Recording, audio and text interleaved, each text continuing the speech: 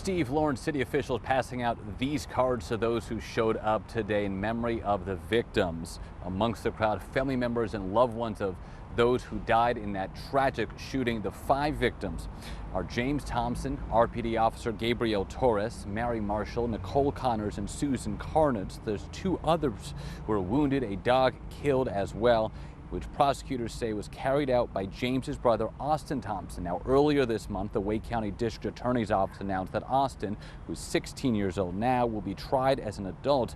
Today, the focus on honoring the victims and the community's response to the tragedy, as speakers standing next to a wreath of flowers shared their reactions. There's a quote that says, "People are like tea bags, that if you want to find out what's inside of them, put them in hot water."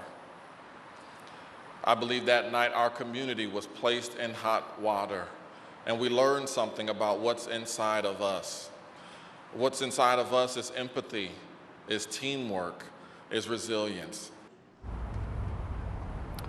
I connected off camera with Rob Steele, the fiance of Mary Marshall, and Tracy Howard, the husband of Nicole Connors, both of whom were out here this afternoon. Steele says he's been comforted today by so many reaching out. Howard, meanwhile, called this both the fastest and slowest year of his life. Now, understandably, plenty of emotion stirred up 1 year since that tragedy took place. There is going to be a vigil tonight in the Hedingham community intended solely for those who live there, and that's where my colleague Tom George is now. Tom. Yeah, and as Michael just said, there has been so much community support in the 1 year since this happened, but there is also something uniquely painful having this happen in your own neighborhood. We've seen mass shootings happen across the country in very public places, our schools, our churches, our synagogues, at movie theaters, at music festivals.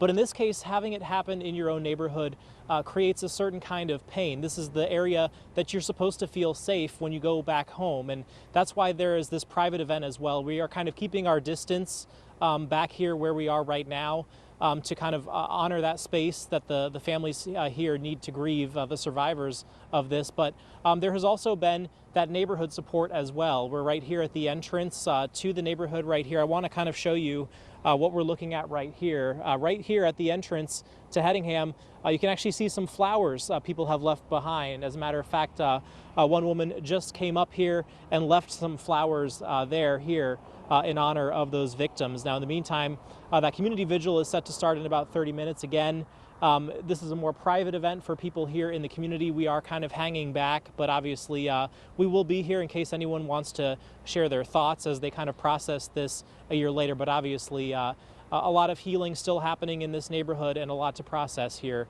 exactly a year later. Reporting live, Tom George, ABC 11 Eyewitness News.